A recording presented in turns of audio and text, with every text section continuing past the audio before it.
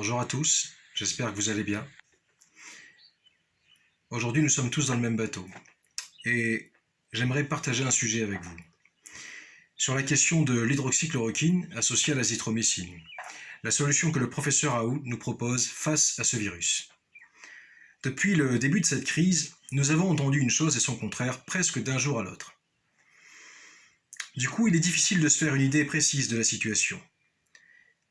Il y a ceux qui sont pour et ceux qui sont contre l'hydroxychloroquine. Je ne suis ni médecin ni scientifique, mais quand j'entends l'un des meilleurs professeurs au monde, si ce n'est le meilleur, s'exprimer sur le sujet, alors évidemment je lui fais davantage confiance qu'à ceux qui dès le départ nous ont dit « c'est juste une grippe, il n'y a pas de quoi s'affoler ». Ce qui me motive à faire cette vidéo, c'est la mobilisation de M. Perron, de M. Dousto-Blazy et de toute leur équipe. Je ne connais pas personnellement ces gens-là, mais j'ai été extrêmement touché de voir comment elles se sont mobilisées, comment elles se mobilisent aujourd'hui pour notre santé. Là où j'attire votre attention, c'est que ces médecins, ces professeurs, en plus d'être auprès de leurs patients, ils nous interpellent et sollicitent notre aide. Ils nous invitent à signer une pétition qui demande au gouvernement de leur permettre de prescrire de l'hydroxychloroquine aux patients atteints du Covid-19, ce qu'ils jugeront utile.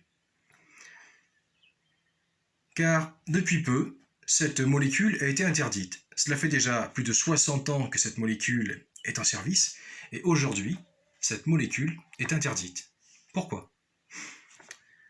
Certains médias, certaines personnalités politiques sont amusées de nous voir nous saisir de cette question, car nous ne sommes que des ignorants. Alors, qu'aurions-nous à dire ? Peut-être pourrions-nous leur dire, en toute objectivité et en toute sincérité, que beaucoup d'entre eux nous ont menti, et que oui, nous ne sommes pas des spécialistes. Mais c'est pour cela que nous nous rangeons derrière des avis éclairés, tels que le professeur Raoult, derrière le professeur Perron, le professeur Chabrière, M. Dousto-Blazy et bien d'autres encore. Est-ce là si stupide de notre part que de nous faire un avis ? Le fait d'être en désaccord avec une idée imposée fait-elle de nous des inconscients ? Il n'y a peut-être pas aujourd'hui la solution absolue, mais il y a une solution. Une solution qui a été testée par des professeurs renommés. Et ce ne sont pas les Teletubbies, ce sont des professeurs renommés. On nous dit aussi qu'il faut aller au bout des tests randomisés. Donc, en gros, on va donner de l'hydroxychloroquine avec l'antibiotique, si on fait les choses correctement, à une quantité de personnes affectées, et à l'autre partie de ces personnes affectées, on va donner un Smarties. Est-ce que vous aimeriez être celui à qui aujourd'hui on donne un Smarties ? Ce médicament a largement été utilisé. Ce sont des médecins qui vont le prescrire, des gens qui ont fait des études pour prescrire des médicaments. Et ceux qui ne voudront pas le recevoir, alors ils diront non, avec d'ailleurs le conseil de leur médecin. Mais ne privons pas un nombre certain de patients potentiellement à risque de la seule possibilité que leur offre ce médicament de ne pas finir en réanimation. Nous avons tous la possibilité aujourd'hui de nous affirmer à travers cette pétition. Beaucoup d'entre nous avons déjà pris position en faveur de celle-ci. Nous sommes dans un pays dans lequel nous pouvons nous exprimer.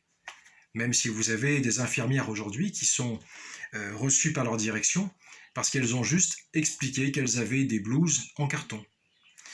Mais bon, malgré tout, ne restons pas dans ce paradoxe. Face à l'absurdité, sans agir, signons cette pétition. Faites-vous porte-parole de ceux qui se battent pour la liberté d'exercer le droit de soigner, avec tous les moyens qu'ils jugent et qu'ils jugeront utiles et nécessaires. Si nous nous faisons entendre et que nous sommes tous unis, alors ils ne pourront pas se boucher indéfiniment les oreilles. Rendons à M. Dousto-Blazy, au professeur Perron, à toute leur équipe, notre estime, car ils le méritent. Car c'est pour nous qu'ils se battent. S'il vous plaît, signez cette pétition. Merci.